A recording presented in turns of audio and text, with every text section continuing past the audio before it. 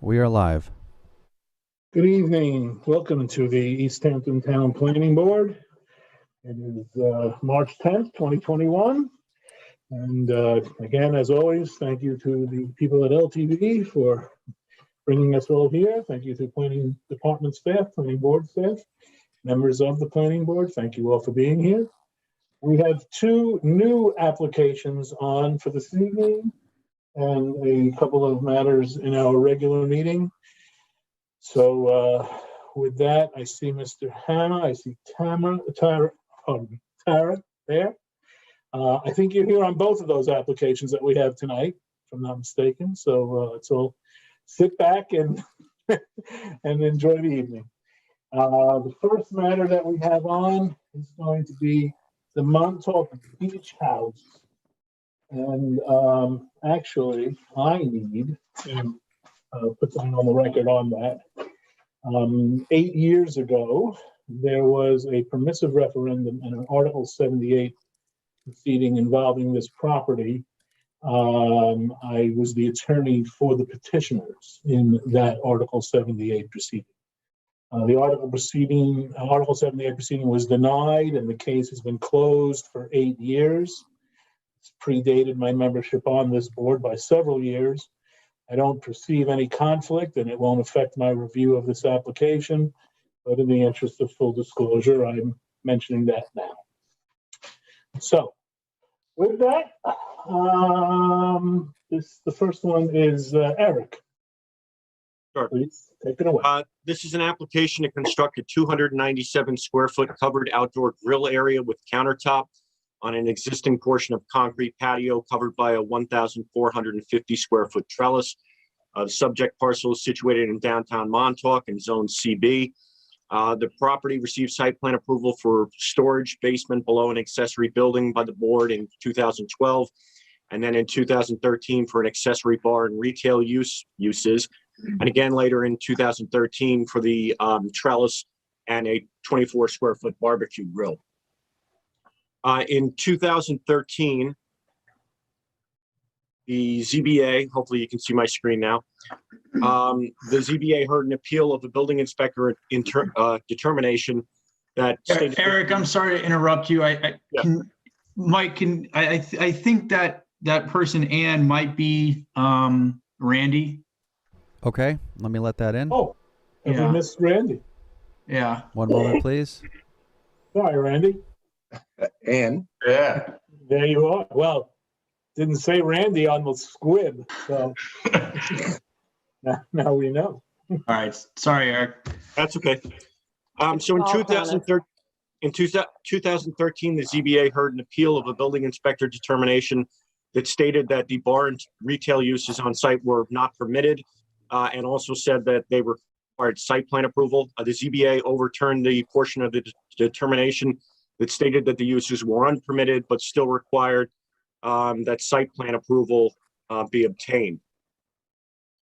Later in 2013, site plan approval was granted for the open air trellis, 24 square foot barbecue grill, and grease trap.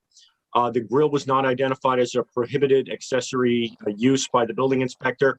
The property has since been granted a CO, which includes the barbecue grill. It has not been identified as a separate accessory restaurant use on the CO, as the bar and retail uses were. However, the presence of the accessory bar use would appear to allow limited food service under the code. I've quoted in the memo, the accessory or incidental sale of food or snacks shall not entitle such a use to be considered a restaurant under provisions of this code. That's a quote from the code. The proposed project at this time includes the establishment of a covered food prep area, which is required by the health department. This involves removing a 24 square foot grill and replacing it with a 297 square foot building. The applicants have submitted a narrative which indicates that the health department food service permit identifies this as a restaurant use and permits up to 25 seats. We note that the previous site plan approval in 2013 for the grill and trellis did not approve additional outdoor seating. The Office of Fire Prevention does not have a seating chart, and no seating chart has been submitted at this time. The applicant should clarify if outdoor seating for the food service is proposed to be provided. I'm going to share a different visual with you now. This is an elevation plan of the proposed food service area and trellis area. This is the site plan. The area in question is located here. Based on this, it appears that the nature of the food service operation on the property has not been previously clearly defined in terms of the proper use designation under the code, not by the CO, by the previous EBA or planning board decision. This ambiguity makes it impossible for the planning department to determine what code regulations and standards apply to the current application. The following questions and issues cannot be definitively addressed. I've numbered these. One, is the food service part of the approved accessory bar use, part of a legally pre-existing accessory restaurant use, or part of a new accessory restaurant use? Two, since the date of the last CO, the town board has amended the code to add restaurants and bars as accessory to resort uses as a defined special permit use. That was done in 2015. Three, the definitions in the town code define substantial expansions. Among other situations, a substantial expansion is an increase in gross floor area of greater than 50%. Substantial expansions of special permit uses trigger the need to meet the specific special permit standards for that use. And we note that the food service structure would be going from 24 square feet to 297 square feet. And then additionally, there might be seating that was not previously proposed. The need for a special permit and the need to meet specific standards may be triggered by the proposed project. Based on these questions, we recommend that you contact the principal building inspector to get a resolution to these issues. If it is determined that the specific special permit standards for a restaurant or bar as accessory to a resort need to be met, then there might be two potential conflicts with those specific standards. One is the accessory use is supposed to be within a principal building, and the other is the need for additional parking. There currently is no on-site parking. All parking occurs within the town right-of-ways. And then additionally, we note that the existing resort use is in fact pre-existing non-conforming. It's prohibited use in CB, and that may trigger the need for a use variance. Again, that's undetermined. We do note, though, that the patio and grill area is at the center of the site. Here, excuse me. And it's surrounded by a motel building and an office building. So it does seem like it is truly accessory to the resort use, and it's not adjacent to a street. Patrons would have to come in through those buildings. And then also it is relatively modest in size. So as far as this establishing a new substantial use on the property, just physically, it doesn't appear that that's the case. With regard to the sanitary system, no information pertaining to existing or proposed sanitary facilities has been provided. The facility was built prior to 1960. There's no records that indicate an updated sanitary system. So it appears that it's probably very antiquated. The previous site plan approval for the trellis and grill included only a grease trap. The code mandates certain situations for a mandatory upgrade of sanitary systems. Just briefly, these include all construction of new buildings and structures where a sanitary system did not previously exist. It also includes any change from one category of permitted or special permit uses to another, where approval of a wastewater disposal system by the health department is required, and then also any other activity or land use which increases the occupancy limits of a building or increases site parking requirements. Health department approval will be required for generated sanitary flow, and should any of these code sections trigger the need for a low nitrogen sanitary system, it is possible that the entirety of the site may need to be upgraded. This issue was discussed in a previous application, which was very similar to this one. The applicant should contact the health department as soon as possible to determine if any additional sanitary structures will be required. And basically the issue of whether or not an upgraded sanitary system, either just for this building or for the entire of the site, can't be resolved until the issues regarding the nature of the use have been determined. I will scroll down here on the applicant's submission to stop here. This is a close-up of the proposed food service area. You can see it outlined in blue here. And then this is the existing patio. There's an existing trellis over it. So this 297 square foot building, open air on all sides, with an awning connecting to the principal building, would replace the 24 square foot grill. But the next issue outlined in the memorandum is the lighting. You can see both on the elevation plans and on this plan that this area is proposed to be lighted by string lighting. String lighting is prohibited by the code. I'll show you again some of the elevation plans where you can see on this one on the left-hand side that those are string lights proposed. So alternative lighting will need to be proposed for the application. So in conclusion, the application is incomplete pending the resolution of those issues and the submission of required items. Again, the main issues here are the nature of use, whether or not that means that this is a substantial expansion. Again, they're going from 24 square feet to 297. And then also whether or not that also triggers a sanitary system upgrade. Okay, thank you very much, Eric, for that thorough report. Mr. Hammer. Absolutely. Good evening, Chairman. Tara and I are here together. Normally we'd be in the same room, but she had to stay home with her children. I'm still in the office. But I'm going to speak. Tara's a lot more familiar with the mechanics of this, but I just thought I'd try and touch on a couple of key points that Eric raised in his memo, and I think I can clarify a lot of them. I'm pretty intimately familiar with this site and its history. I started working for the original owners of this property right around 2012. And I don't fault Eric at all. This is a confusing application when it comes in because of this prior history. So hopefully I'll be able to explain it a little bit more. As Eric mentioned, the property is a resort use in a central business zone, and it pretty much always has been. It was known previously as the Ranjo, and has a long history in Montauk lore. As a matter of fact, I remember going to the ARB for the new signage when the property was being switched over, and there was an original neon sign that said the Ranjo.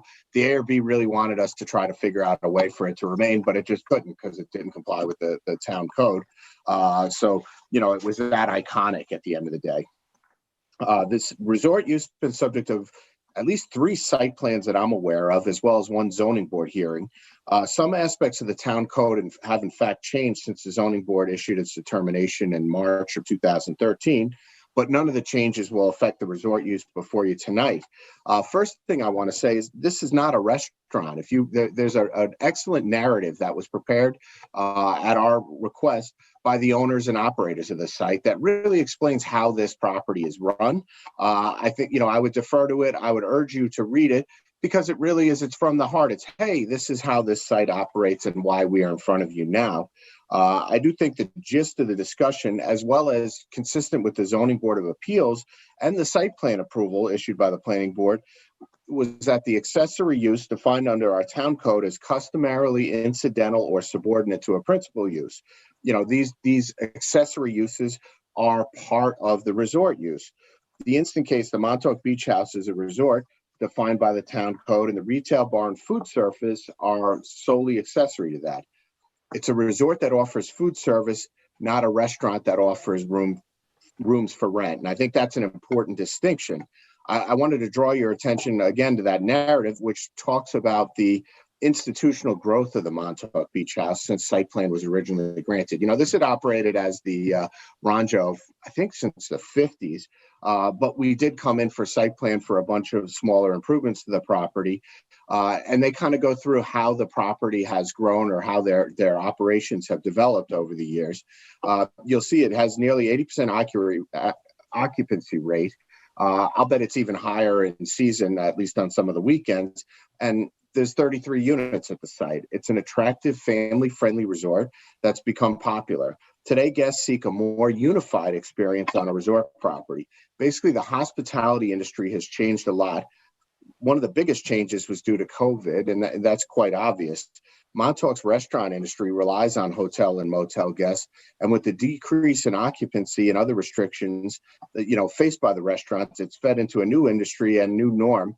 Guests basically want to remain on site and enjoy their time away, their time away within their resort property to limit their exposure.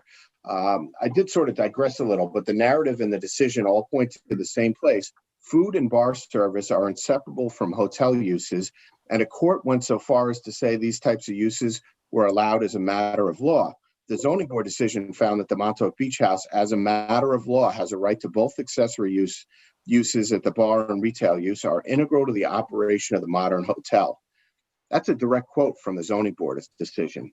What the zoning board did find, however, is that although these uses were allowed as a matter of law, essentially, site plan would still be required for any change to the facility design to accommodate them. That's basically why we're here tonight. As Eric points out, the bar area is modest in size and the seating is approved at 25 outdoor seats from the health department. I actually believe the health department approved maps approved 32 exterior seats. But there is a copy of a filed health department. I know I submitted it as part of the prior site plans. I think it was a condition of one of the site plans, but I will resubmit that for the board. But it did accommodate all these accessory uses. Everything points to the fact, just the size of this, the area that it's located, it is an accessory, not a principal use, solely designed to accommodate guests to the resort. This is being modified both on the shortfall of the original design. It had a very small grill area that can't accommodate much food preparation or area for different menu food items. That wasn't really the design at the time. I just think it evolved to where people wanted different food items from the hotel. The other oversight is the health department will not let you do food preps outdoors anymore. They did for a little while. I think of this as the bird overhead rule. They want covered food prep areas to prevent aerial contamination of food.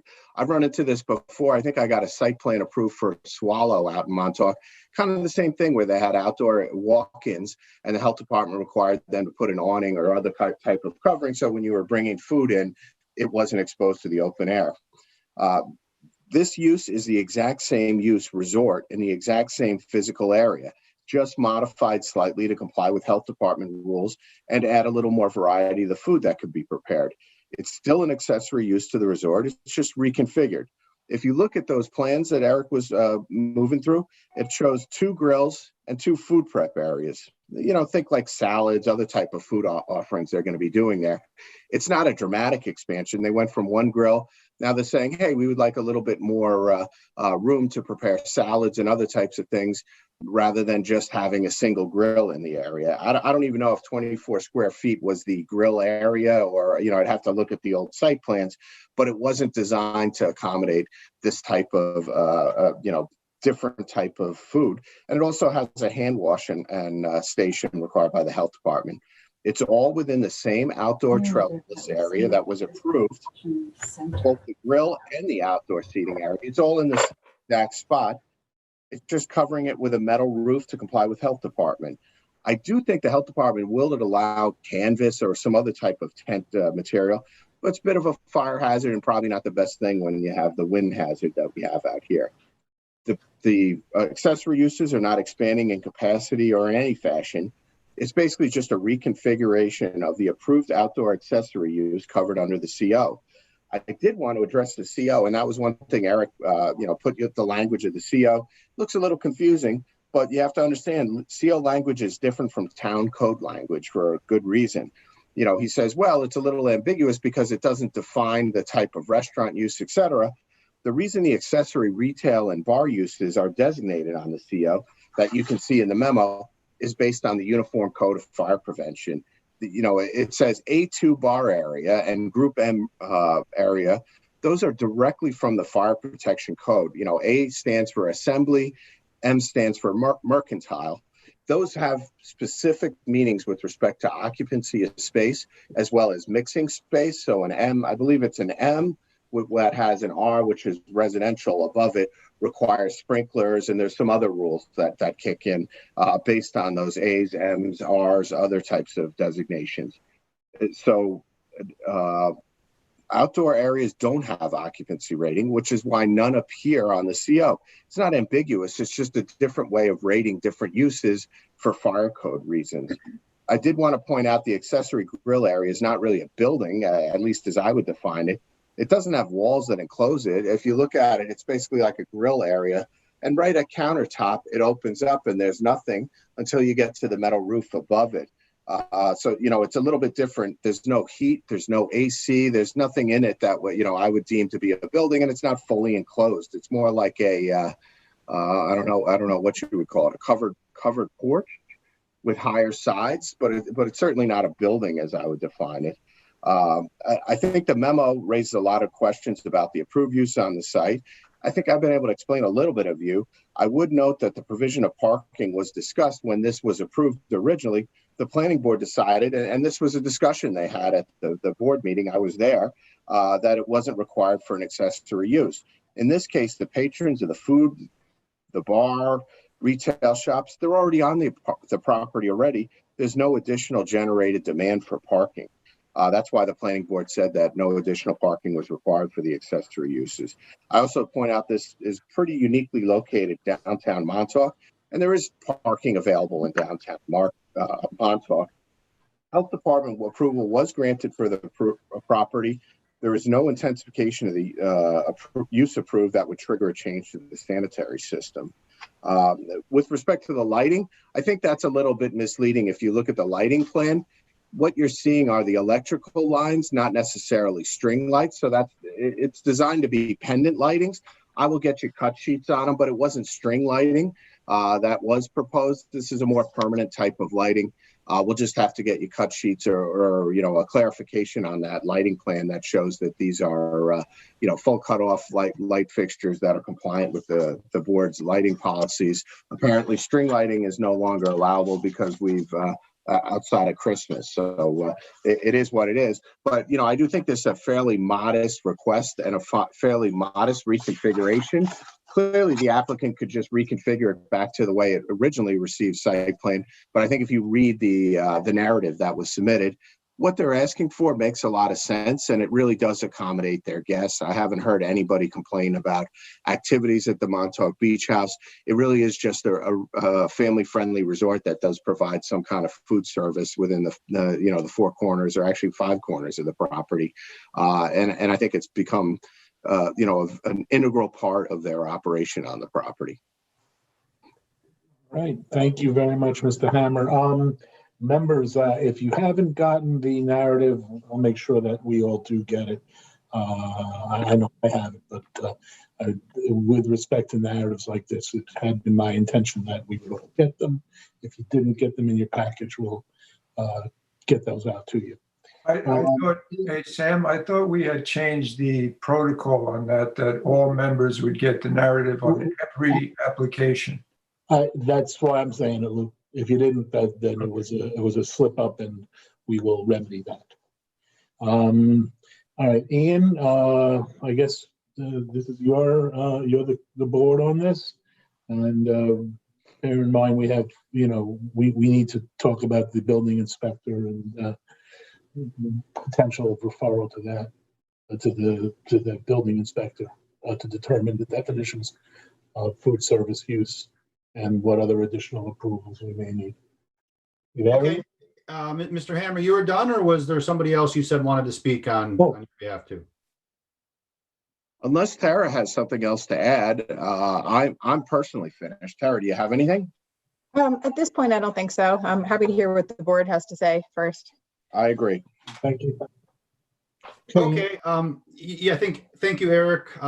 Thank you, Andy. I think that this is a complicated application, and obviously, as Sam said, we're going to need to get some answers from the building inspector. And I just will say right off the bat, I do want to carefully word that letter and what we ask, because I know they're busy, and I want to make sure that we're targeting exactly what we're looking for. And so after this meeting, I hope that Sam, I, and probably Eric can go over that and make sure that we sum up what the planning board decides tonight. Look, I think the central complexity here is that times have changed in the town of East Hampton and the code has changed. And so, you know, if this were starting from scratch, I don't think it would have been possible to get the approvals you got in 2013. That being said, I do think it makes sense for you. I understand why you're doing this. I understand that food is an amenity to a resort and that you want to, you know, feed your guests and that all makes sense. But the core problem here is, in my mind, parking, or that's one of the biggest issues. And since we did make this use now a special permit use, a lot of that and a lot of the language there is based on parking. And so that, you know, is at the forefront of planning board concern right now. And, you know, we don't want to exacerbate, I think, what already is a bad parking situation in downtown Montauk. We'll have to ask I think Eric laid out pretty well some of the ambiguities and what we want to direct at the building inspector. It does make sense that food service would be part of a bar.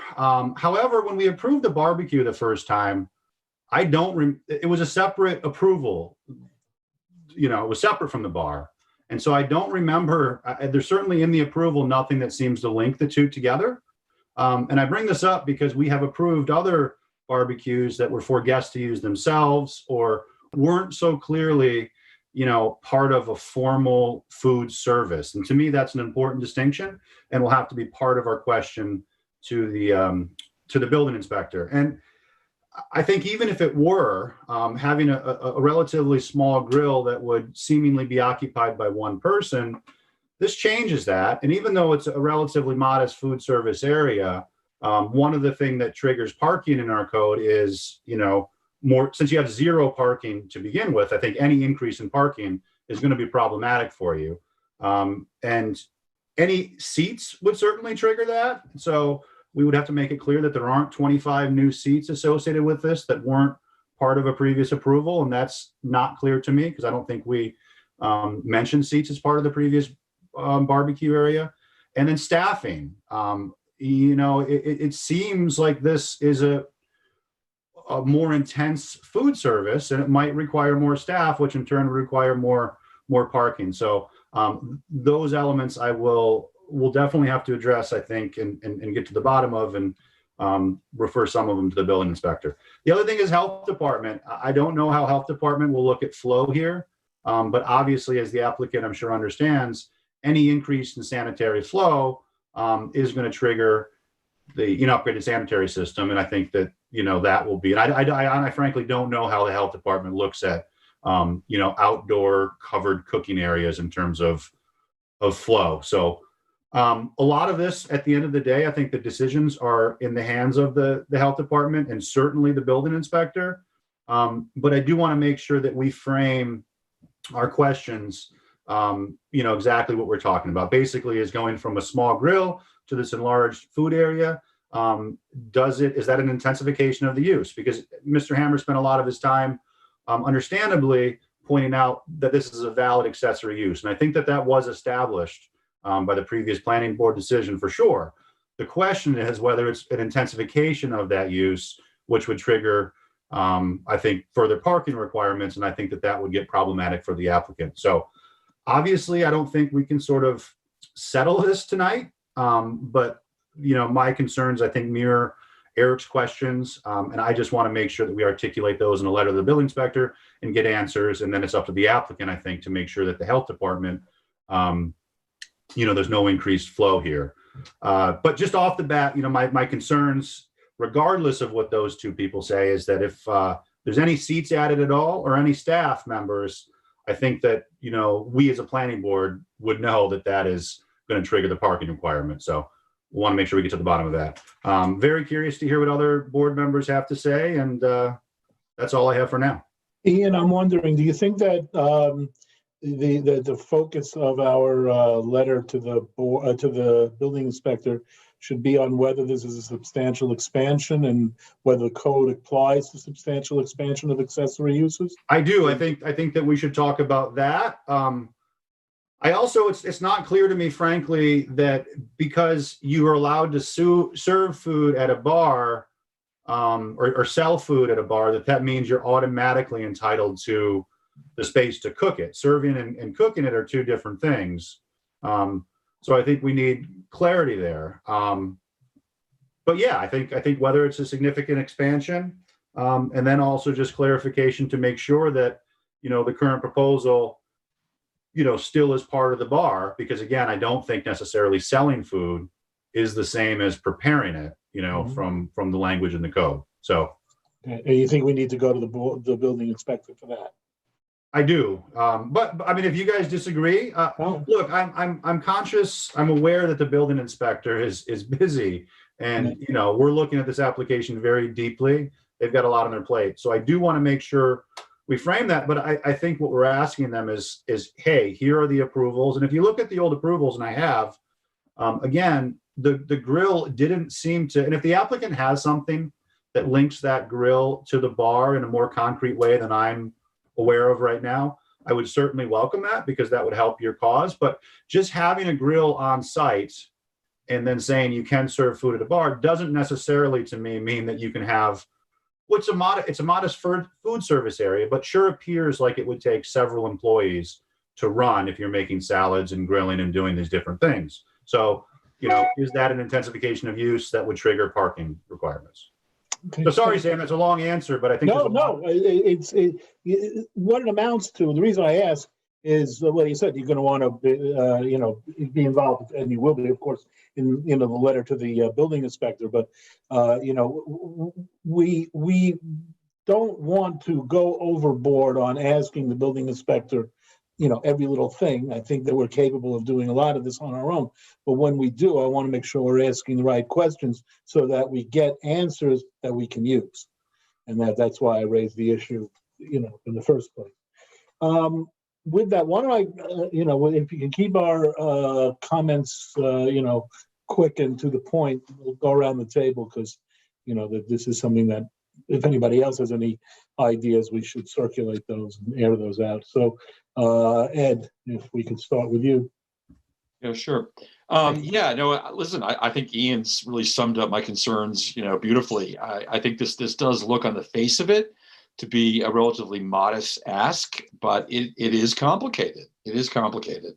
And, I think it really does all hinge, in my view, on what the building inspector determines the definition of the existing food service use actually is. Is it part of the bar or not? I think it's hard for us to go any further with this without having that determination. And yes, I realize that they're busy, but I do think we need that to really take this any further. But I think all the concerns that Ian raised are absolutely valid, including the parking, most definitely. So that's all I have. That's it. That's fine. Lou? Yeah, this is a very interesting application. I think the word hinge comes to mind a lot, because it could go either way depending on how you view some of these factors. First off, the first one that would determine how I would vote on approving this application or not is the nature of this new structure. Is this a new accessory use or an expanded accessory use that's not tied to the bar? Now, I didn't get the narrative, but in the memo, Eric did mention that the applicant said that the county health department, they got a food service permit, and that identifies that structure as a restaurant use and permits up to 25 seats. So that piece of information would lean you towards seeing this structure as a new accessory use, a restaurant use on the property. If that's the case, then the new law that was passed several years ago, the accessory use law for a lot of these Montauk properties, would come into play. And then that would mean, I think Eric pointed this out, that it's a freestanding building, so it wouldn't meet the requirements of the special permit on that one item. And also, we would need then to evaluate the parking. And as Eric mentioned, there is no parking. So if that's the decision that either the building inspector makes or that we make as a board, that this is a new building, a new accessory use that serves as a role in the role of a restaurant, then I think it would just, it would be an easy call that, you would not be able to approve this application. So that, that's the main item that this whole thing hinges on for me. The other thing that, is important to me is the sanitary system. That again, if we use the accessory use law, and even without the accessory use law, just in some other parts of the code, the expanded use, if we treat this as an accessory use building, that would trigger a new, the applicant to put in a new IA system. So those are the two important items for me. I think we need to get clarity, as everyone has said. For me, my opinion, just to throw it out there, is that I'm really on the fence, because I get both sides of it, that it is a new significant structure, and it could be viewed as just an expansion of the already permitted use of the barbecue grill. So I don't know. I did want to mention that it's not an easy call. Mhm. So that's my opinion. Okey doke. Thank you. Kathy? Kathy? Muting, sorry, I was muted. Well, I want to thank Ian for a thorough review. I think he did a great job with that. My sense of this is such a, I'm just thinking of like a Dr. Seuss animal. This just doesn't fit any description of anything else that we have. And the present use is actually prohibited in this zoning district. And the accessory use that is now governed, that wasn't governed when it was first granted to this use, is a permitted use. So I think that's a little bit of a conundrum. To my mind, especially because there's no parking. I mean, I just want to put out there for the general our general overview that, if we were to grant this accessory use, it would be our first, the first time we've really done that for a resort of this sort, because we haven't had occasion to entertain this in any other application. And I think we need to be careful in terms of our precedent here, because it is very unusual in all respects. I struggle to imagine that a permit from the Suffolk County Department of Health Services that permits 25 seats may not be used by the present owners, but could easily be used by the next group of people that, should it change hands, which seems to be the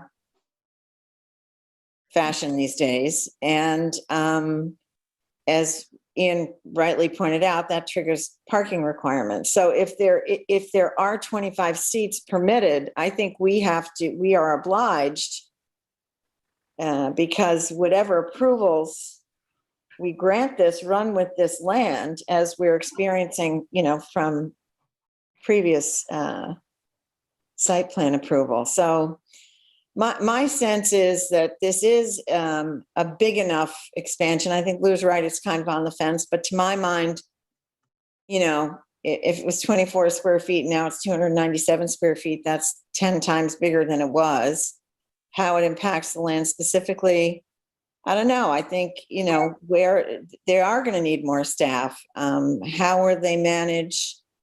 this is going to be an increased opportunity for people to eat at this establishment and invite their friends who may be in town to join them there, which is another issue in terms of the density. And to my mind, also the septic. I mean, I don't see how you can put another sink in and say you're going to be preparing food and not address the septic issues. And the septic is also relevant to the 25 seats. So this, as far as we know, this has just got, the grease trap was there on the original barbecue, and we don't even know what the septic is. It's not even depicted on this.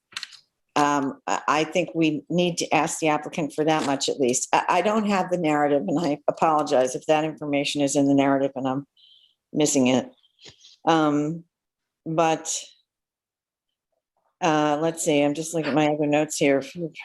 If you're going to have food like that, it's going to attract visitors. And that was something that I know we spent a lot of time negotiating with another, resort owner who was trying to do a similar thing, not exactly the same thing, but it's an anomaly to me that a resort has no parking, but will increase its, food service, which is basically a dining facility, by 25 seats and still provide no parking in one of the hardest places to park in town.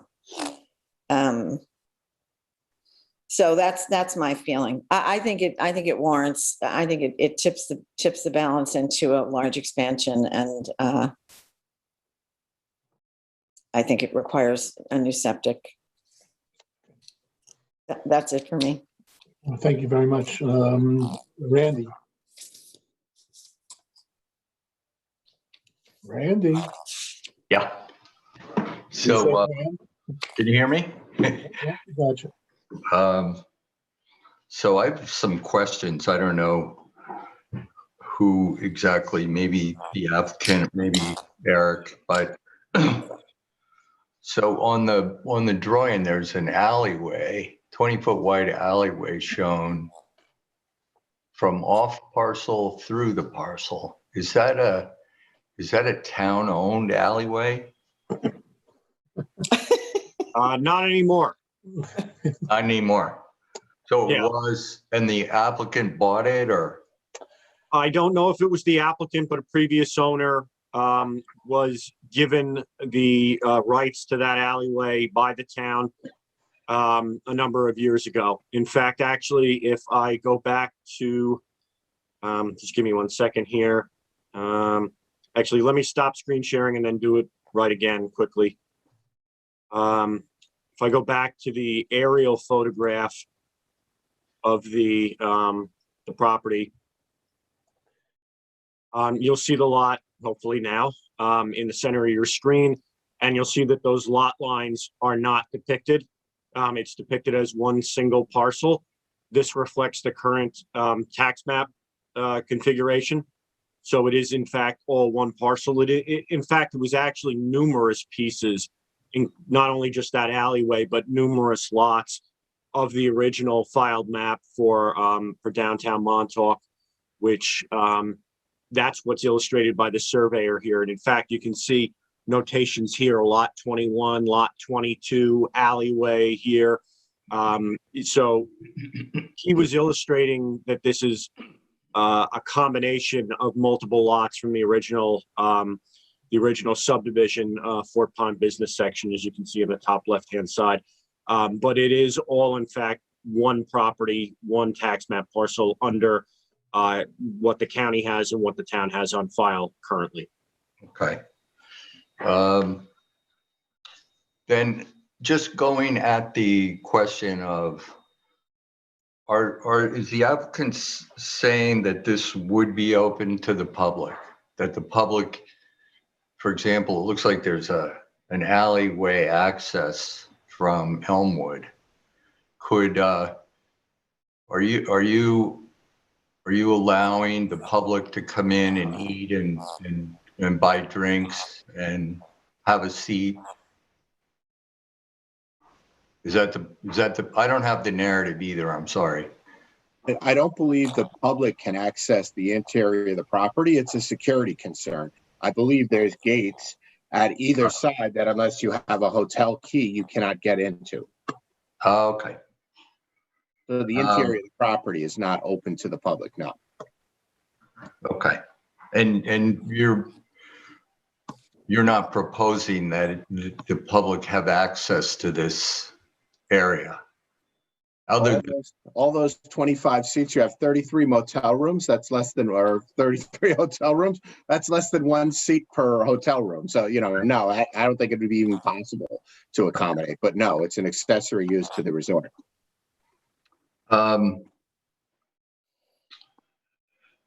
Yeah, okay. So, and the health department approval allowing 25 seats, is it just that you filed your health department permit before you came to us? Is that what you're saying?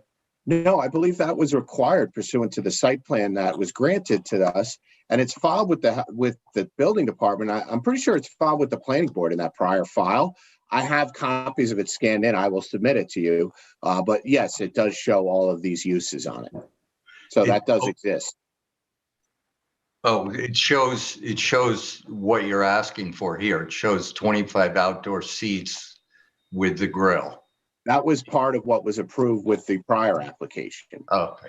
So there's no intensification under the existing approval. Oh, you mean the old approval that just had the smaller grill had? That's correct.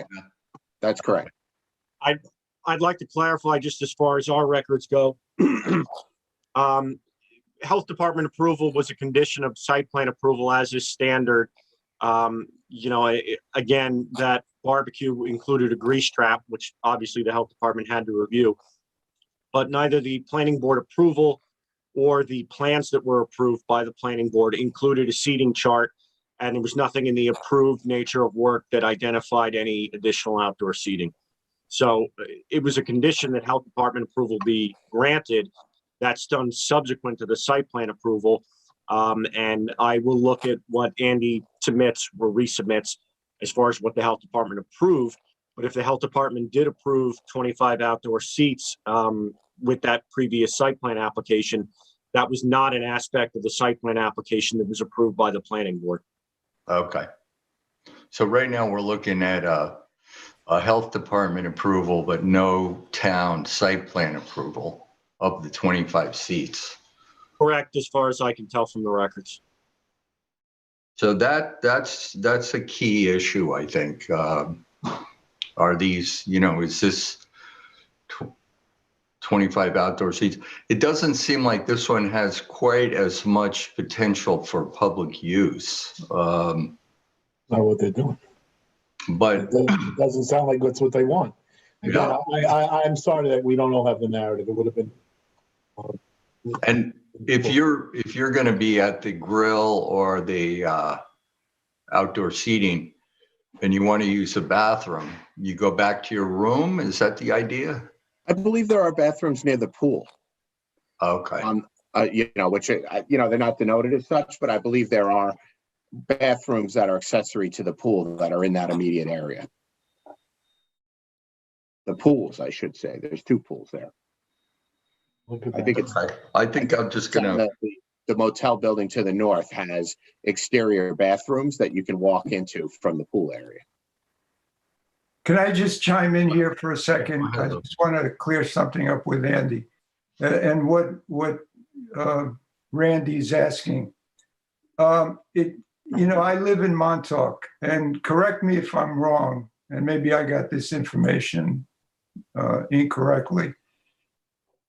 When you say that the site is used only for the hotel guests, is it true that the site sells memberships, pool memberships? They also have DJ parties that run during the day that people the public that's not staying at the hotel can access by buying these memberships. And the memberships can be a daily membership. So if I wanted to spend a day at the hotel and lounge by the pool and listen to the DJ and eat at the barbecue area, I can just buy a daily membership and do that. Is that true? I really do not know. That I have never, certainly I'm not the one that would go there, but I haven't heard that before.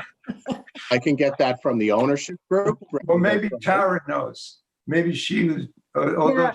No, I don't know either. I'm in the same boat as Andy on that one. As a But I matter do of fact, know I have been to this site once, and they have the, what is it, the Riders of Waves annual party there. That's the only time I've ever been to the site, and it's for, it's a charitable event that they run.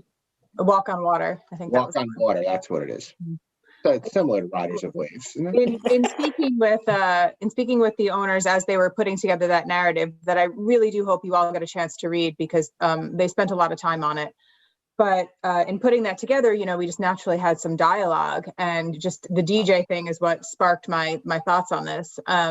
And they were saying a really interesting thing that happened with COVID was the usage of the property really turned more into families, and they loved it.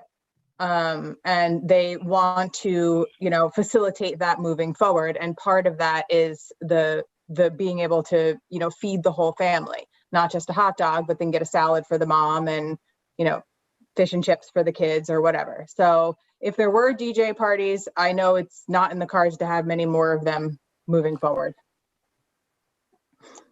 Okay. But what Lou's describing, it's something that almost sounds like going to Gurney's. You go and buy a daily pass and use the facility and have something to eat, use the pool.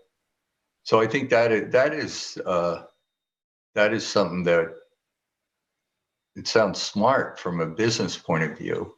But I think we probably do need clarification. Absolutely. This isn't, I don't know how relevant all this is to, to the decisions we have to make right this minute. So let's try and focus on the issue of getting this to the building inspector, and what we think we want the building inspector to deal with. The operation of the business, and again, we can talk about that the next time we're here, when we've all had a chance to review the narrative. Let's try and keep this focused so that it's useful for the applicant, and and that we get something from the building department that we can all use. Do you have anything else, Randy? No. Okay, Sharon.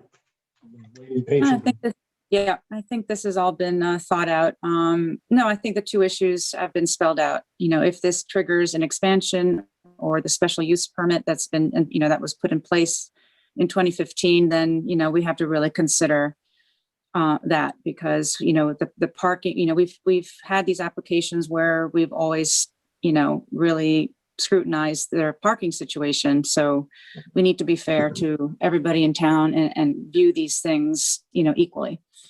I think that's the trigger. And, I have gone there, maybe with COVID, they've changed their way of operation, but definitely before that, when I did go there, and have a drink, and it is open to the public. You go through the lobby, you don't go through the alleyways or the back gates.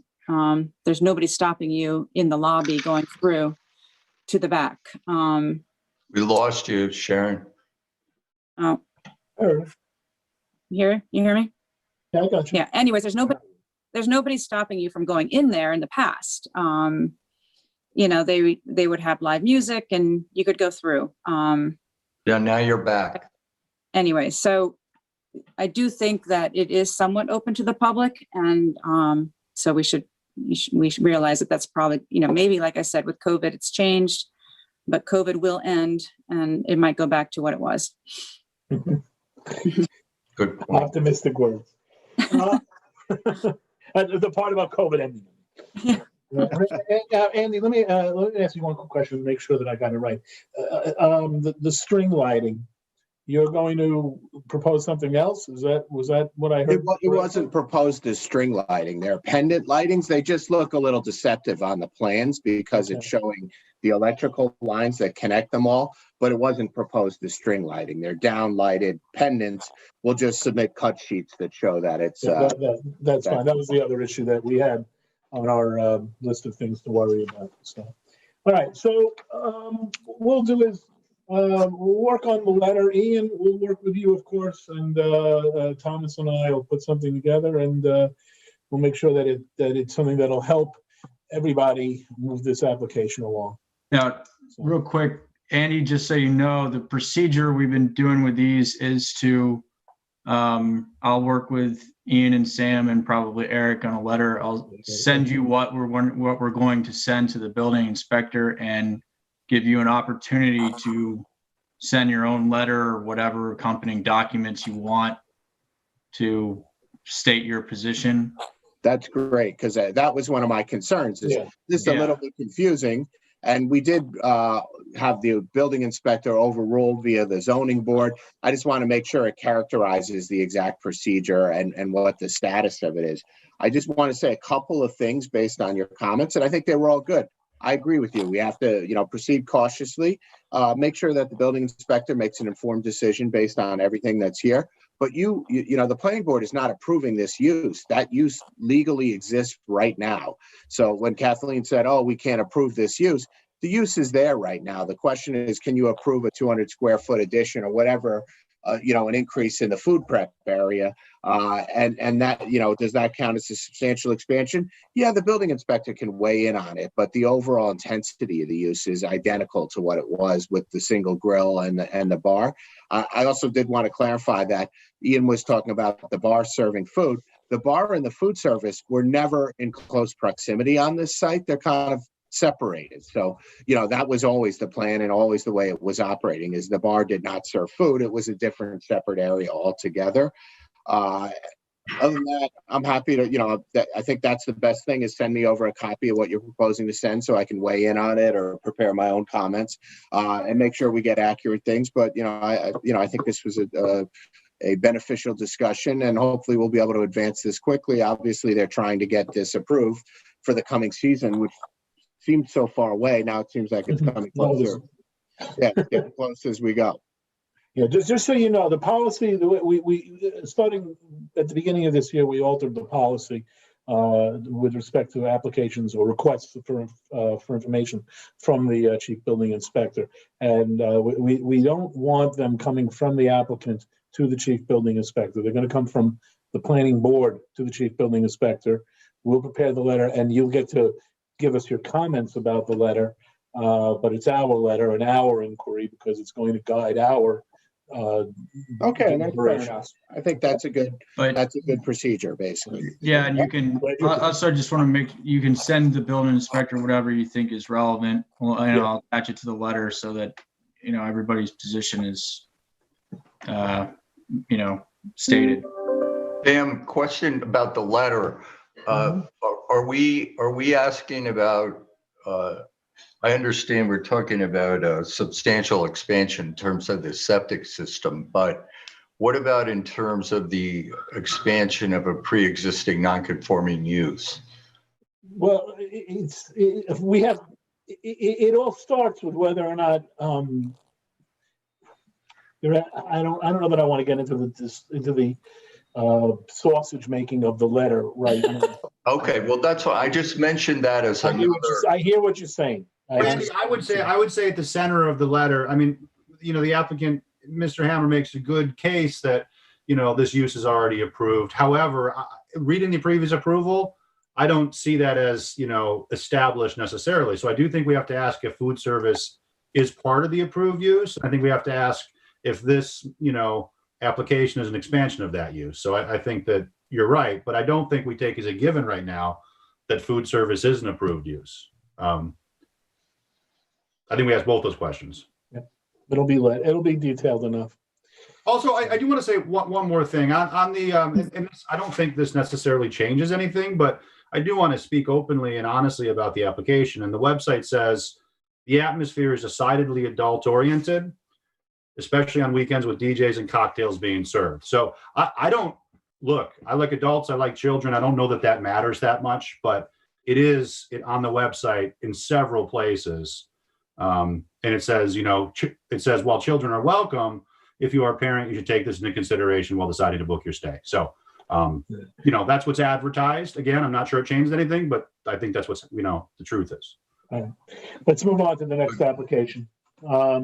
Okay, which thank you. is, thank you, but it's the same cast of characters, but a different leading man. Actually, it's not me. I'm signing off. Oh, you're done? Oh, okay. Yep. Tara, and then you're on this one, you're on. Okay, very well. Thank you. Okay, thank you. This is Pete's Garden Center and Service Commercial, 93 South Euclid in Montauk again. And Marco, it's yours. Good evening, board members. I'm going to share my screen. You should have the survey / site plan, I guess, in front of you. I'll zoom in a little bit.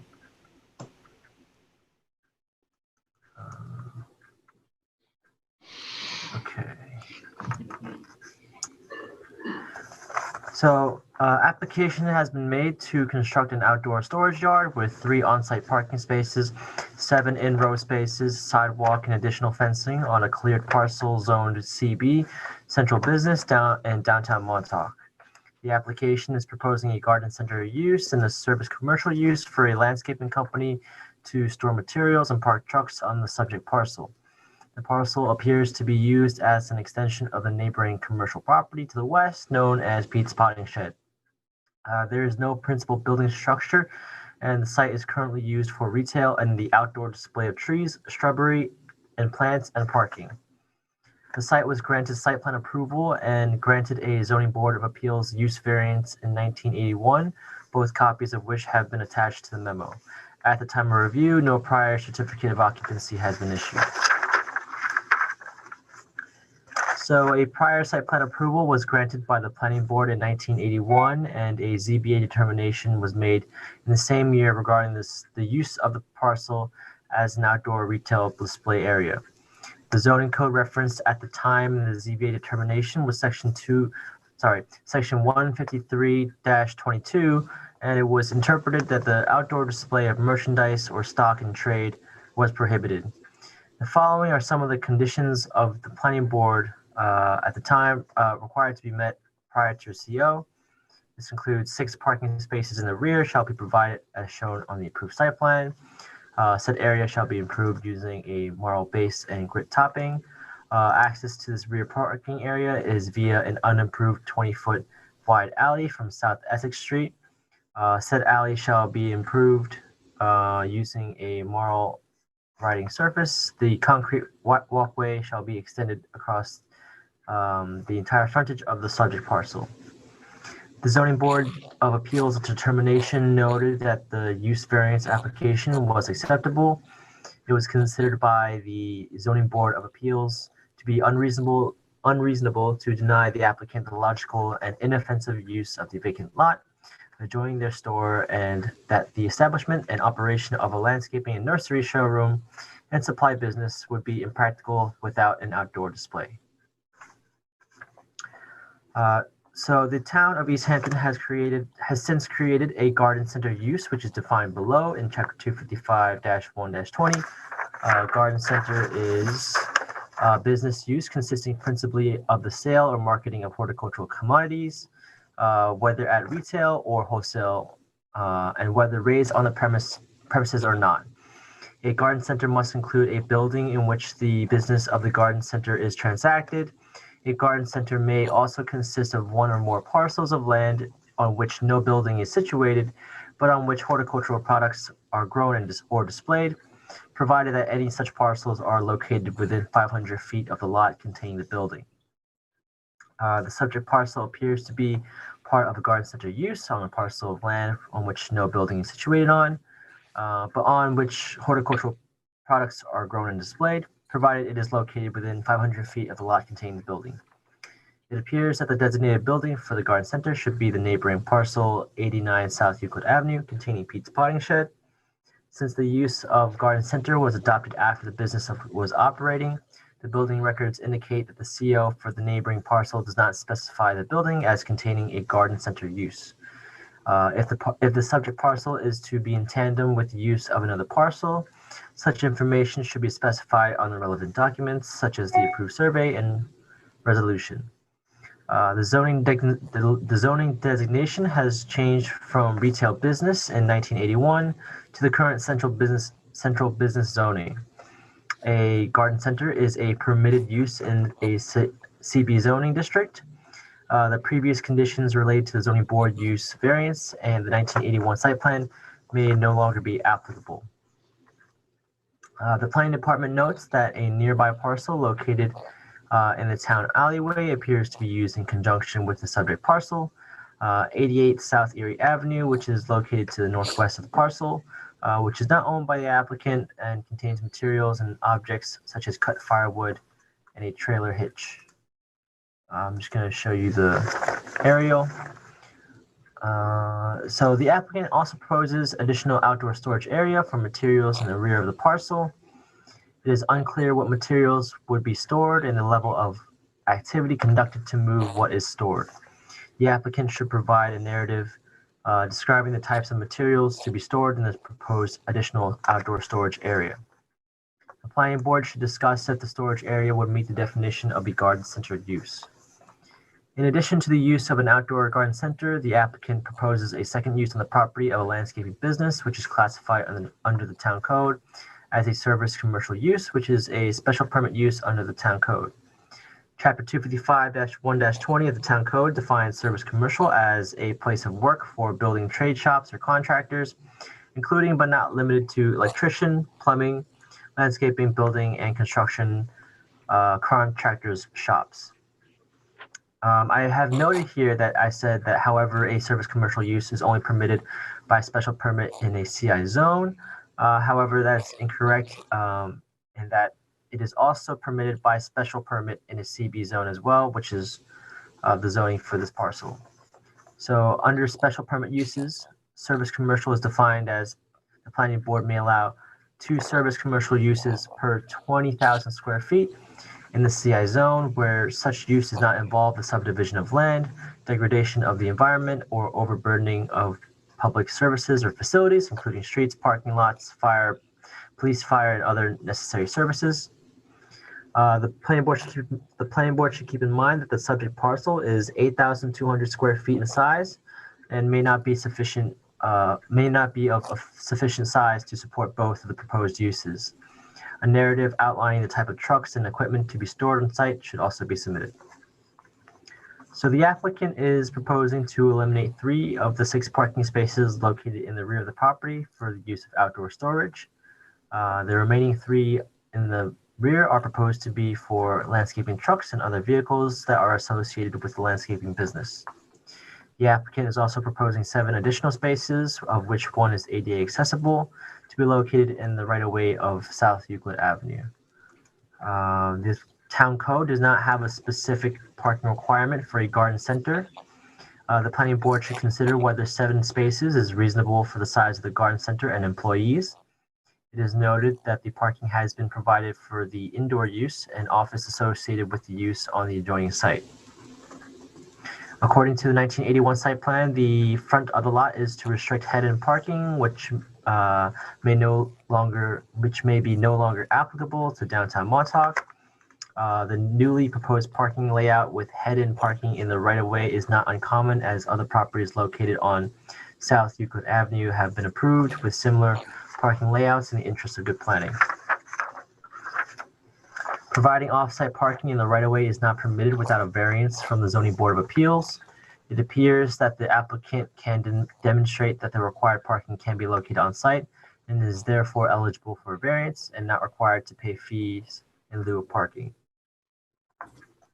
So substantial grading has been conducted without prior site plan approval in the rear of the parcel where the proposed rear parking spaces are proposed to be. The survey illustrates an L-shaped block wall and upon a site visit is roughly 5 feet tall. It is likely to have been regraded to allow for a greater even level parking as the topography of the site slopes from the southwest to northwest steeply. It's very steep. So atop the block wall is wooden fencing, which is the only barrier between parked trucks and the areas below it. The planning department notes that there is a lack of wheel stops and a sharp drop in elevation due to the block wall and regrading. More information regarding the existing and proposed grades, including spot elevations, should be provided on the plans. The planning board may wish to consider review of the grading by the town's consulting engineer. So at the time of review, no comments from the fire marshals have been received regarding firefighting purposes or for ADA accessibility. The applicant is proposing a sidewalk located beyond the property line on South Euclid Avenue. It should be noted that the neighboring property to the east contains another active site plan also with a proposed sidewalk, which is South Essex Corner application. The neighboring site plan has designed their sidewalks to be within the property line and are 4 feet wide. As it is currently designed, the sidewalks do not line up and connect contiguously. The planning board should discuss the location of the sidewalks and if the applicant should consult the engineer for the neighboring site plan to ensure that there is proper continuity between the parcels. One more thing to add is also the color of the sidewalks, which has been tinted pink in downtown Montauk. So in the rear of the building along the northern side is a designated town alleyway that is currently used by the neighboring lots for commercial uses. It is a dirt path that is sloped and has the potential to pool water and divert rain runoff onto neighboring properties. It is unclear where the best location for the installation of a dry well could be, given that the grading previously conducted on the property. The planning board recommends that the applicant provide drainage calculations and a drainage plan. As mentioned previously, the subject parcel is allowed an outdoor display area for trees, shrubbery, landscaping, plants, and material. A fence of an unknown height is proposed, which should be detailed on the survey. No landscaping plans or plantings have been received or proposed by the applicant. The planning department would recommend the planting of street trees in the front of parking areas to enhance the character of downtown Montauk and neighboring properties. No lighting plans or light fixtures have been received or proposed by the applicant. The applicant should clarify for the record if whether any lighting is proposed. The proposed project will also require approval from the ARB, and an application should be submitted to this agency as soon as possible if they have not already done so. There is proposed fencing and a gate of an unspecified height to be located in the front of the parcel. The project is an unlisted action pursuant to SECRA and Chapter 128 of the Town Code. It is recommended that the planning board request lead agency status for the project. In conclusion, the subject parcel is unique due to the lack of a principal structure and parcel history. The planning board should discuss the proposed uses, parking, and the design of the sidewalks for the site. Okay, thank you very much for that thorough report, Marco. Tara, you there? Yep, I'm here. Okay, the floor is yours. All right, so good evening, members of the board. I'm Tara Burke here on behalf of Peter Joyce, the owner of the property. Marco's correct in the fact that we're proposing two uses. The front of the property, we'd like to utilize the garden center use, and the rear of the property, we'd like to do service commercial. So garden center is a permitted use, and the service commercial is a special permit use in the CB zoning district. As he noted, there was a 1981 site plan approval to do essentially the same thing as the retail use that we're proposing now. It's just called the garden center now. And Marco was correct in the fact that 89 South Euclid Pete's Potting Shed is the retail store that this would be the rest of the garden center portion of. And you know, the CO is for retail because at the time garden center didn't exist, but they're both permitted uses. They have the same sanitary flow. So that's the garden center, and we'll hopefully use this lot as the other half of it. The service commercial, as I said, is the special permit use, and the only special permit standards that apply, just to clarify, for this property are the general special permit standards. That one specific special permit standard that was listed in the memo is only for the CI zone. And I am happy to submit a memo for the next review that shows how we intend to meet the general special permit standards, and also a narrative of the use. It's landscaping trucks associated with the landscaping business. They're predominantly pickup trucks. And then we're proposing a small outdoor storage area in the back there, just because historically the planning board for service commercial uses has always wanted some form of outdoor storage. We don't necessarily have any specific plans for it, but just we all know by the nature of service commercial, there tends to be material stored outside.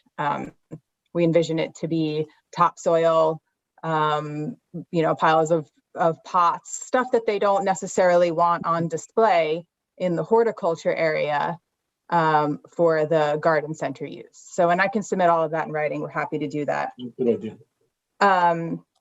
What else? So if you recall, in 2008, the planning board actually approved something very similar at SRK Pools in Wainscott. And that was a retail building in the front of the property and a service commercial use in the back. It's the two uses. And we were thinking that this lot is actually sort of ideal for that same scenario. CI zoning is extremely limited in Montauk. The only place where there's CI zoning where service commercial typically happens is on North Shore Road. And North Shore Road is not only a small and constrained road, but it's also extremely wet. So you've got some of our wetland properties are only CI zoning in Montauk. And it's really hard for contractors out here to find a place to park their trucks legally. And given the unique nature of this property, there's the front entrance, which we can use for the garden center use, keeping in character with central business zoning, have this beautiful, outdoor horticultural display retail area, beautify that portion of downtown Montauk that's slowly getting more utilized, and then have the service commercial in the rear where nobody sees it with the separate entrance right next to the skate park. And really keep the uses separate. We were thinking that that's sort of a way to solve the problem of the lack of space for contractors to park their vehicles. So that was the thought process behind this. The neighboring parcel, 88 South Erie, that was identified by Marco as having some stuff on it on the north side of the alley. That is not owned by that one. Yep. That's not owned by this property owner. It's not affiliated with us at all. It has absolutely nothing to do with it. So I really can't tell you much about it other than it's not ours. And the parking. We proposed 7 spaces because I didn't know what to propose because the code doesn't have a parking calculation for garden center. Historically, the planning board has used the retail calculation, which is the 1 per 180, and based it on the retail building and the greenhouses associated with the garden center. This property is unique because there is no building and there are no greenhouses. So I just figured, let's give you as much parking as we possibly can fit on the front of the lot. We'll do 7 spaces since that's what we can fit with the dimensional regulations, give you the ADA space and hopefully get the variance for them. We're happy to tweak parking if the board sees otherwise, but we thought that was at least a good starting off point for a discussion. What else? Oh, the consulting engineer. Totally happy to work with the consulting engineer. Looking forward to it, actually. As Marco identified, there's a drainage problem in the alley behind this property, which the property owner has already been in touch with the town board about it and is trying to make some movement on it. There's been some significant scouring of this property, which in part caused him to do some of the regrading that's been done on site. But we fully recognize that any engineering work that's done on site has to be approved by the consulting engineer, and we're happy to work with them and collaborate on both this and the offsite drainage problem. And the sidewalks, we will line them up with however we can. We lined this one up with Pete's potting shed. We thought that made sense since those are, contiguous parcels that are going to be used together. We can line it up with the pending site plan as well. Hopefully, it sounds like one's on the site and one's off the site. So we're not going to be able to line it up with both, but we can meet in the middle wherever the board sees as ideal. It's something we're willing to work on. And the lighting, we can propose a lighting plan. As of now, we don't have any exterior lighting proposed. If you think we need some, we can look into it. And as far as the landscaping, I can give you the fence dimensions, all of that. Landscaping, we can propose some, but it is going to be a garden center where we'd love for people to see the plantings. So, but we're basically open. I mean, I know the site plan is somewhat incomplete, And we sort of did that on purpose, just because I really wanted your feedback before we got too far into, some of the nitty gritty details. So that's where we are. Good. I have a question for Tara. Sure. Yeah, go ahead before we go. So Tara, is the landscaping company that's meant to use the service commercial part of this lot owned by Mr. Joyce also? Yes. I wanted to clarify that. Mm-hmm. So it's his landscaping company. Yes, and he owns another piece of property on Industrial Road where, all the heavy machinery associated with the landscaping company is stored. So and is there any plan to sort of fence in on the alley side as well, or will that be completely open to the alley? Well, we hadn't necessarily planned to, but I don't know if we're opposed to it. Okay. Yeah, no, I'm just curious. Okay. All right. Hold on to the rest of your questions because we'll be coming back. All right, Lou, this is yours. Okay. I think I had some questions which I think were cleared up by Tara in her presentation. I think the big issue for me was the two different uses on the property. And my question was, is the landscaping use, the service commercial use, was that going to be an accessory use to Pete's potting shed, or was that going to be presented as a separate use? So Tara, the way you're describing it, that's a separate independent use. Yeah, it happens to be owned by the same property owner, but one's a landscaping company and one's a garden center. Right. And what you also explained was that I was going to say that according to Marco's memo, you wouldn't be able to have those two separate uses because the property wasn't big enough.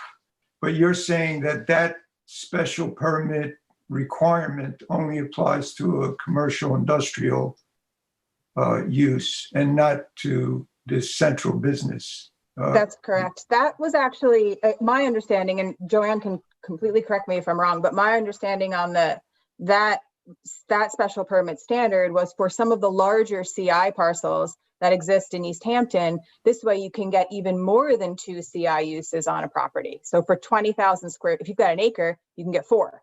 So that's what that was for, because the code says only 2 uses per commercial lot. So that was allowing you to get more on a CI, but that's not the case because it's a CB. Okay. Lou, I looked at this earlier today as well, and I agree with Tara's interpretation. That takes care of that. Marco, could you put up the survey graphic?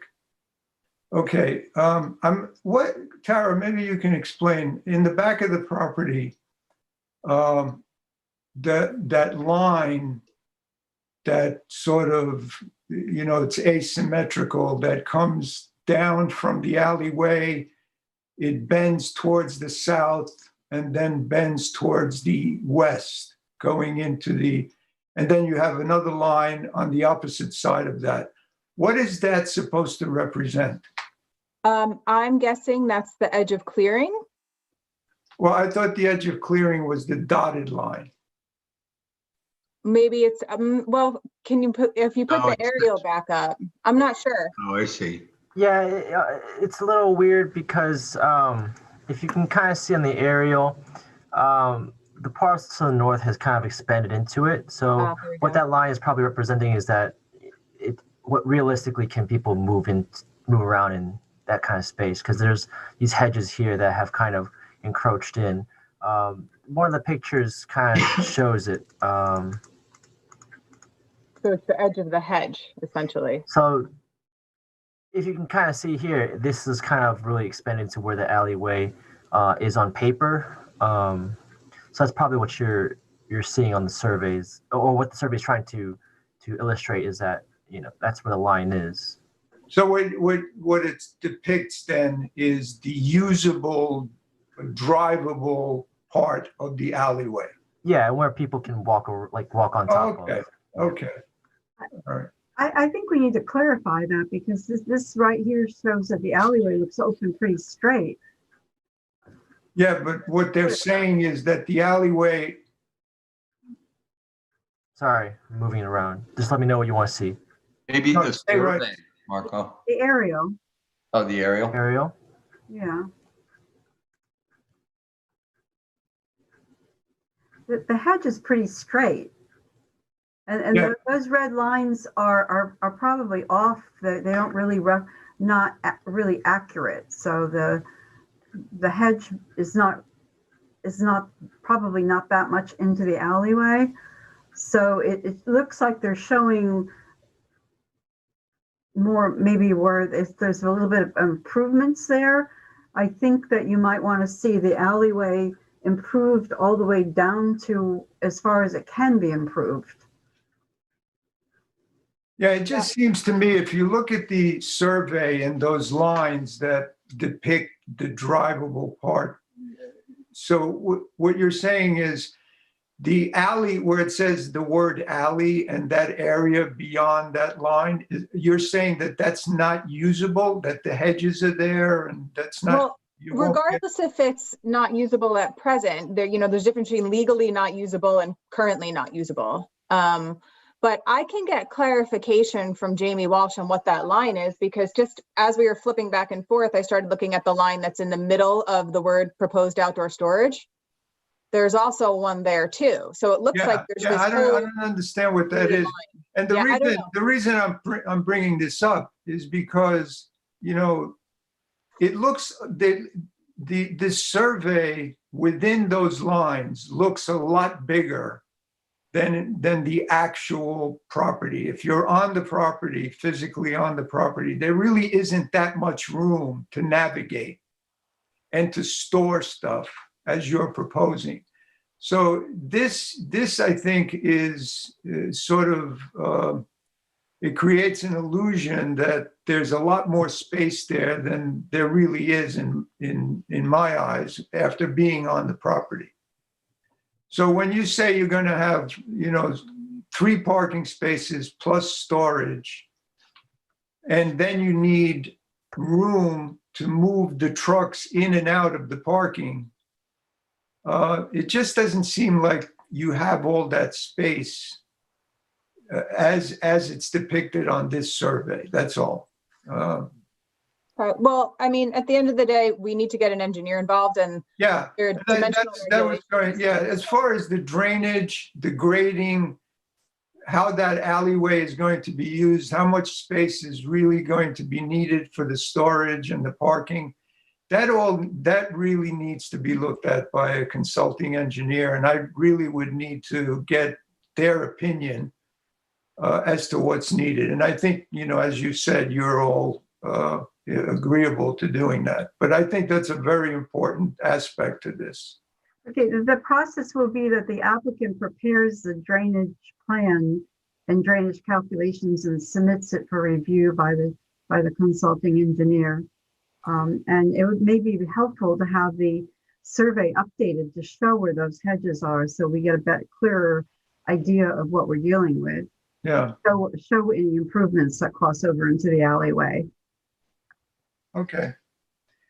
As far as the parking in the front, because of the use that this area is really just going to be storing product that Pete's Potting Shed is selling. So it's not as though it's going to create additional traffic. There may be more customers for Pete's Potting Shed, but the way I see it, and again, we don't really have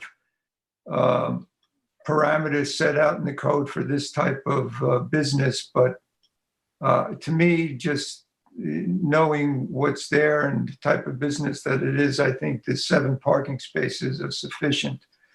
I don't know how we're going to solve the sidewalk problem, because you're going to be, if you line up with Pete's Potting Shed, then you're not lining up with the property next door. So I don't have a solution. I'm game to hearing how that could be solved. Maybe the only way it could be solved is to have sort of a curve in the sidewalk, but I don't know what's going to happen there. As far as the front of the property and the landscaping. You're right. I mean, I was thinking, I don't know if I like the idea of a fence. I would rather, if it's going to be displaying trees and shrubs and things like that, if they're displayed in an attractive, aesthetically beneficial way, I think that would be better than having a fence there. So I certainly would be against having a high fence. I just wanted to, sorry to interrupt you, but just so you understand, we have a fence there because we don't want the deer to eat right. the landscaping. So that's the only reason we proposed it. Okay. That's basically all I have. Thank you, Lou. We have a lot of issues to cover on this. So again, we'll go around the table and try and keep ourselves focused on the division, I guess, of the use of the property for the two uses on the property. So Ed, you want to take it off? Sure. I think this proposal makes a lot of sense, and I think it will actually, improve the streets. I think I imagine you'll do something, quite nice with the horticultural display on the front of the property. I think it really makes sense, particularly since this is Mr. Joyce's business, the landscaping business as well, to have the service commercial work, facing the alleyway behind it. I mean, topographically, it makes sense as well.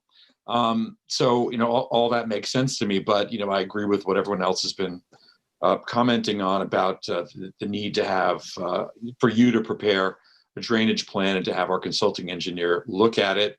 I think the survey should be updated to include the hedge, to include topographic information. We've been looking at the South Essex corner property next to it and identified with that application that there were grade issues and drainage issues, runoff issues associated with it. So I think it's important for us to really examine that in some real detail.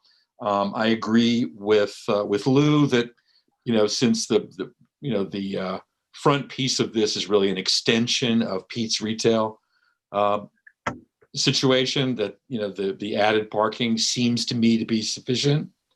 And I just want to kind of be clear that we understand that the 20,000 square foot issue was related to CI, multiple uses in CI. There's no such restriction for CB. There's no minimum square footage because this is pretty small, as Lou pointed out. We've only got 8,000 square feet to deal with here. So multiple uses on 8,000 square feet in central business is okay. Is that right, Joanne? Yes, I think that was put in there just to give you an idea of what has been considered to be adequate area for a service commercial use. Okay. All right. Yeah. So that's really what I've got. I think this actually could turn out to be a really great project for South Euclid. Hey, Ian, thank you very much, Ed. Ian? Yeah, I agree with the previous board members. I think generally this is a project that makes sense. I do think the engineering here is going to be very important, and obviously, as Joanne pointed out, it'll be for the applicant to come up with a drainage plan, and then our consulting engineer would not be designing it, but just going over it. I know the applicant understands that as well. Just a couple of things I think they should keep in mind that we normally consider are that the driveway and parking surfaces, I don't remember ever approving marl as the main surface. I'm not necessarily opposed, but generally we honestly encourage, some sort of a surface. It used to be asphalts and now it's more often a permeable surface, but I think you should consider that because I would like our consulting engineer to look at it. And then ADA, with the grades here, it causes drainage issues, but it also is going to make things difficult from an ADA standpoint. And I just think that the applicant should make sure they consider that with, access and getting around. It is a tight property. I like I said, I think it makes sense, but we will have a public hearing on this. And, the service commercial in the back definitely hinges on us relaxing setbacks, which is something we frequently do. But at least it appears like that to me. And so I think it'd be worthwhile to make sure, as Lou pointed out, the neighbor is also before us with an application. Make sure that your outdoor storage area there is compatible with their use, and that, you know, when it goes to public hearing, they would be supportive of the application. But no, I think it makes sense. And I certainly think the 7 parking spaces proposed is plenty. Yeah, I look forward to working through this. Very good. Kathy, thank you, Ian.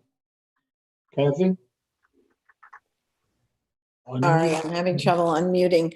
I don't have too much to add. I think the parking looks adequate. I think ADA review for this, because of the elevations, is going to be important. I'm a little worried about the back, the service commercial use. I think the, you know, that structure that's already been in there, it's a retaining wall of some kind. I'm a little concerned, even at present, that there are no, you know, it's just a fence between those trucks and a fairly steep drop off. You know, if somebody has a problem, they could go right over that thing. But I know the applicant will submit, you know, engineering plans for all these things. I would agree that a permeable surface should be proposed. I wonder, I was just reviewing, but this is in a U.S. Fish and Wildlife Significant Ecological Complex, and I wonder if there are any recommendations for, you know, the alley and paving and the kinds of stormwater runoff that this will create. So it might be worthwhile looking at that. But generally speaking, I think this is a reasonable plan with a reasonable, you know, apart from those particulars, I think it's not a bad setup. Okay, thank you, Kathy. Randy, you have anything to add? Yeah. So I guess I'm wondering, and it's really a question for Tara, why, well, for example, what happens if these 2 lots, this lot and the garden center building next door, the retail, are sold separately? We approve a site plan as you proposed, and then this lot gets sold separately from the garden center. That's a good point. Well, I imagine Thomas could probably chime in on this as well, but this is contingent on that. So you would need site plan approval to do anything different. Well, so Tara, are you willing to, is the applicant willing to restrict the use of the service commercial use to a landscaping business associated with the garden center? I'd have to ask him, but I think more of the concern was Pete's potting shed and the horticulture area, right? Not the landscape, the service commercial, because that doesn't seem to have doesn't need to be tied to anything. It's more this outdoor storage of horticulture can't exist without Pete's potting shed. Well, it's already tied under the previous zoning board approval that said that they were functioning together, that represented, is my understanding. But it didn't get a CO. They never did the improvements. Well, because there's no sales area for the garden center without going to Pete's potting shed. So I thought that's the reason they were tied together. But yeah, I was under the same impression, actually. The service commercial area then could go to a plumber or any type of an excavation company or anything. So I guess the board just needs to keep that in mind, that if you're not tying it to a landscaping company. Well, does the garden center, is the garden center use supposed to have the outdoor horticultural area, or it's, so if this lot was sold to, let's say it's sold to somebody that wants to put in a totally different use, nothing to do with the garden center or the potting shed, would you still be in conformance with all your approvals and standards? Or are these really necessary partners to each other? Yeah, I have a follow-up on that. How many accesses to the back parking are there going to be? There's just a town alleyway. I'm sorry? Access to the rear of the parcel? To the rear parcel. It's just by the town alleyway, which is. So it's not through the front. No. No, there's no. Okay, because I was worried about an easement or something having to be built in. I'm not sure if it would happen in the future, but I would think that if they are to sell a lot and there were to be different uses on it, it would have to meet whatever permitted uses are allowed on a CB zoning. The special permit use is, of course, taking into consideration what it's currently tied with, which is the Pete's Potting Shed business. So if there were to be another special permit use in the future, if it's radically different, I would think that the planning board in that time should, discuss, take that into consideration. Well, Marco, does the garden center use in any way need that lot next door? I mean, in terms of zoning and the approvals, or could it function without the lot next door? I mean, in the definition for garden center, I believe it said the garden center must include a building in which the business of the garden center is transacted. The garden center may have one or more parcels where there's no building, but it has to be within 500 feet of the lot containing the building. So this lot's right next door, so it's within 500 feet. But if you were to have it like a separate garden center business with no building on it, I don't think that would be, in my opinion, doesn't meet the definition. It would need a building somewhere to do transactions. You can have the garden center as it is with Pete's Potting Shed without the lot next door and still meet code. You need the building, including a bathroom for the employees and a sales area. Yeah, I believe, Randy, what you're saying is that if there were no outdoor parcel, but there was just the building of Pete's Potting Shed, the shop itself, right? I think that would be fine. He can have just the shop itself. One of the reasons why they made the application back in 1981 and how they're currently using it now is because it was their idea to have an outdoor display to basically assist their business. So. Okay. So it's totally their option. I don't know. In general, like to me, I just wonder.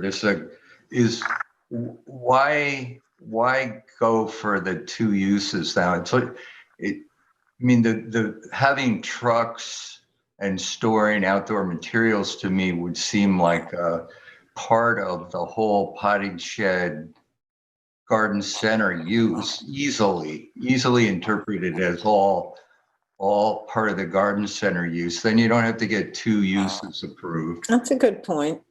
But I think the reason for that, and Tara, correct me if I'm wrong, Pete's Potting Shed is owned by a different entity or different person than Mr. Joyce, who owns the landscaping company. No, I think it's no. Sarah said no. No. I said no. That question is specifically asked. The reason we proposed the service commercial in the back instead of calling it all a garden center is because historically, anytime, and I mean, if the board is to change, or if I've misinterpreted how the board has done things in the past, by all means, we can switch it to just a garden center. But my understanding was anytime there are service commercial vehicles parked at a property, it's a service commercial use. You can't use some of your parking spaces to park your work trucks if that's a retail essentially use. Aren't they kind of though all used by the garden center in one form or another? Yeah, I mean, to some degree, yeah. I mean, he also, goes and does landscaping, which has nothing to do with the garden center. Well, it seems like they're, you could say you have a garden center, you display materials and you have trucks to move them around and you store materials on site. It seems to me it could just all be one garden center, but And Randy, we did that for Wren's on Montauk Highway. We determined that it was determined at the time that the landscaping business as it was operating in conjunction with the nursery was an accessory use to it. it seems like it might be simpler. Then we don't get into all the what ifs about having a separate service commercial use there. I mean, I have to talk to the property owner, but we're at face value. I think we're fine with it. We were just thinking about like the SRK model, where at the time in 2008, the planning board said that they couldn't have their work trucks coming and going from there because it was a retail pool store.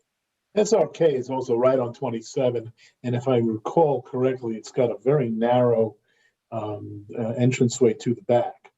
Yes. And plus this has the, this is, adjunct to the Pete's Potting Shed business itself. It seems, I think Randy's suggestion is a good one. I think it just feels like one whole business operation with just different, sort of focal points for various aspects of it. I'm all for simplifying if the board's on board with that. Well, look, this is a first review, so let's, we're kind of fleshing out different ideas, and you'll be back before us again with other, with other good ideas by us. So, okay. Well, Randy, it's gonna affect how she brings. No, I understand. I just, well, maybe we're giving some conflicting ideas. Well, why don't we see how many? And I think it's too early to come to a consensus just yet as to some of these things.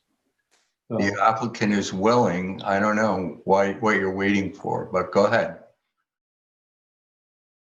Me? Yeah, no, I mean, I don't know why you wouldn't see if everybody agrees with that approach.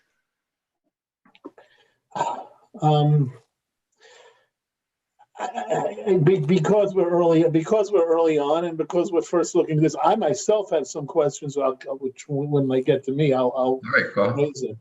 But why don't you let us have whatever else we have, and then we'll get Sharon, and then I'll go, and then we can. I want to make sure actually that we get the questions that Marco put together for us, because they are important, and some of them we've addressed one way or the other, pretty much all of them.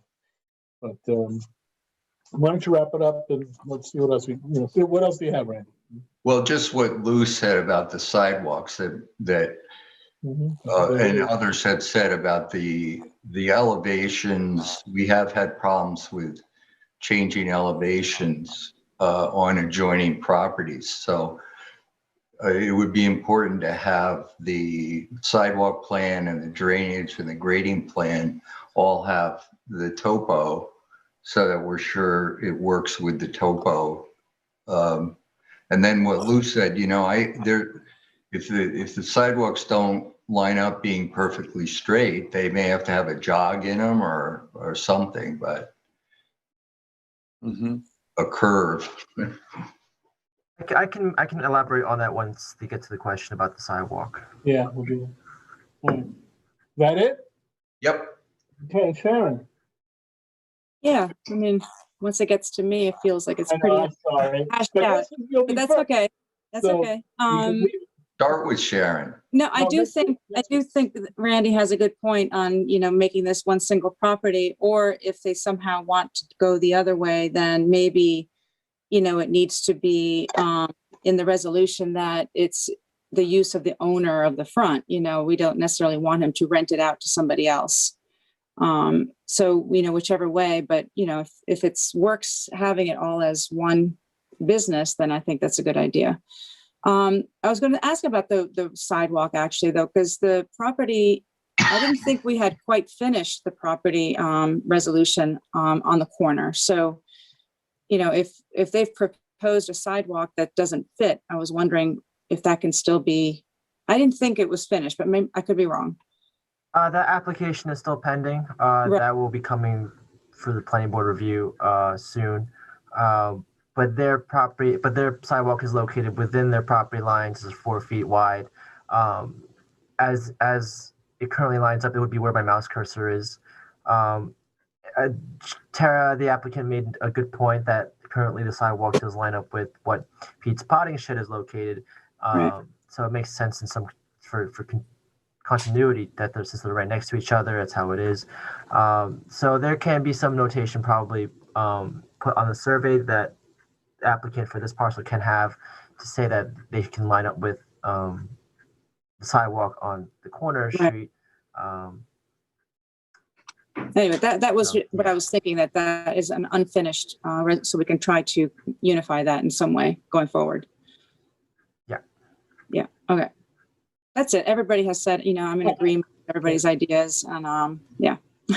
I just have one question. Yeah, that's the problem with being at the end, Sharon, but there also the benefit is next, like I said, well, we don't have a meeting next week, but the following week. I'm a little concerned about how constrained the property might be, particularly with ADA considerations. I think we have to be very careful about that, and I'd like to see some more engineering on that. And also, with the grading, that might get in the way of satisfactory parking. And I don't know if we can compel the two businesses to be related to one another. I'd be surprised if we could. And so, that's an ownership issue that the applicant's going to have to address. I recognize the need that, you have two different businesses that are related to one another in some way. I can see that you want to, take advantage of that, but, and again, there may be nothing that the planning board can say or do about that. So let me go through, we discussed the proposed use as a garden center and for service commercial. And we discussed, whether the specific type of material that's to be stored and the level of activity. Actually, we haven't gotten that into that very deeply here. I don't know if anyone has anything they want to add on that one particular point, to give the applicant some guidance as to, but maybe the next time we come back, the applicant can have something for us. Yeah. On that. I think it'll be helpful. Discuss the proposed parking layout, and if we find the number of spaces reasonable. I don't think I'm the only one who has some issues with that. But it should be something that, again, the applicant, a little more specific, perhaps, or better sense of what's being used, or the space and how it's being used, I should say. Should the applicant provide additional information such as spot elevations in relation to the grading? I think nearly everybody in one way or another mentioned that. So, and then finally, the location and design of the sidewalk. And I think it was Randy who said the thing about having to have a jog or, some consistency between the two sidewalks. And I think that's a valid point also. Sam, does anyone have anything you want to add on any of those points? Well, your first question, Sam, what's the first one? The first one goes to, if we're being asked to issue a special permit approval for the service commercial, I just think it simplifies everything if we just do it as one, for the applicant, as one garden center application on 2 lots. I agree. I'm just, Thomas, is that something that we can do? That we can Sam, the applicant is saying that they like the idea. I don't understand. You're gonna, I don't want to something that might complicate as well is that the neighboring parcel has 2 businesses on it. It's not just the Pete's Potting Shed. There's also another business associated with it. Oh, okay. There's a hair salon, I believe. That's right next door to the Pete's Potting Shed. I don't know if, I'm just mentioning that because that might. Do they Marco, did they access through the alley? I'm sorry? They access through the alley. I don't think they have access to the alleyway, no. You can see here, it says hair salon. That's a separate business. The whole building itself is one big building, but it has 2 sections, one of which is Pete's Potting Shed, which is right next door. Oh, I see. Okay. And so if you look at the aerial, you kind of see like there's like a center line here, and you can kind of see that's probably where a wall is inside the building, which kind of separates them out. But having the garden center be half of that building and the lot next door, with the truck parking as an accessory use or really part of the whole garden center approval. I think that's the question. Is that a better way to go than getting into all the special permit general standards for this second use on this lot that's really tiny? I think it's more, they're much more likely, and it's much simpler for the applicant to go, and they get what they want anyway. With I don't have a problem with it. I just want to make sure that that is something that we can do. That's if the applicant's good with it, then they're more than halfway there. So all right. So I just wanted to make a comment about the sidewalks. Yeah, please. Yeah. Just because, we've been around this bend, especially on this road with various applications. And I guess my question is, why is it that some of the sidewalks go in the right of way and others we encourage to be on the property owner's property? I recognize that the inconsistency creates the need for jogs in the, but across the street, we had the same problem. Remember? Yes, we did. There's a property that's in between two, and there's a site plan with an approved sidewalk. So is there some way for us to, and I don't know this because I haven't worked on that many of these in my experience on the board, but can we just, generally say, well, you can put the sidewalk in the right of way? Or it just seems like the right of way is town land. So, yeah. And my impulse would be to say it should be on your property. But if this has been the pattern of development, then I think there's a fair assumption on the part of applicants various to be able to put the sidewalk within the right of way. I just want us to think about that and maybe try to be more consistent with the advice we're giving the applicants instead of having this patchwork.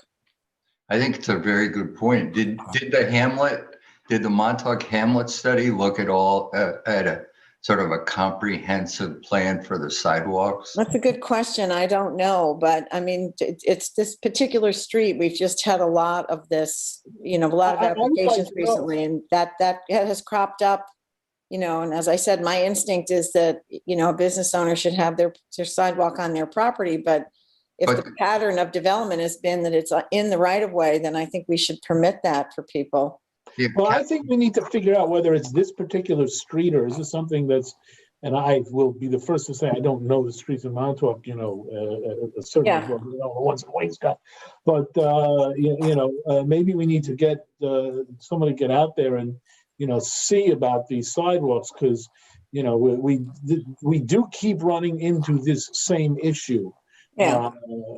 And I just want us to be consistent as we apply it. You don't want to be building streets, or I should not building streets, but approving applications where the sidewalks were all, I don't know, like Legos or something. They're all cattywampus. No, I understand, but it's also, I think, the expectation of the applicant, and especially in this instance where the neighboring lot on which we're basing most of our decisions regarding this piece has the sidewalk in the right of way. So the fact that it's been recommended in the right of way on the neighboring, the easterly lot, is acceptable, but then the corner lot is, that applicant put the sidewalk on it could be an alternative where you could ask the applicant for the south access corner to expand their sidewalk in outside the property line if the board would like to explore that option. But I think for the most part, for the rest of the streets, this particular side of the street has been a little bit of a mess because of,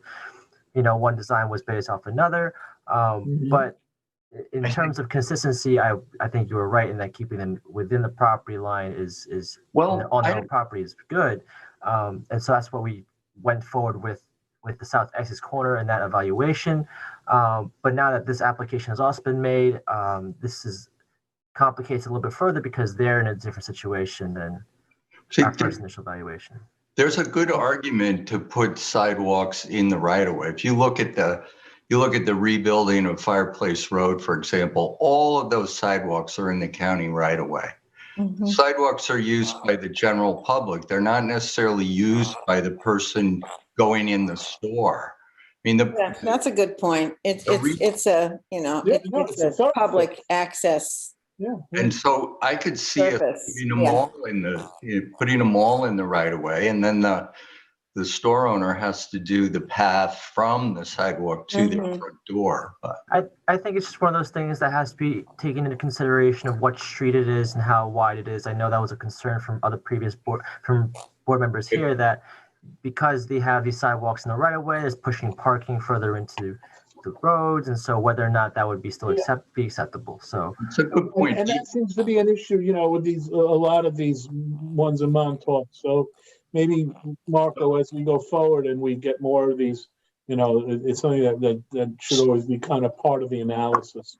Sam, there's one other point. Marco makes a good point. Go ahead, Randy.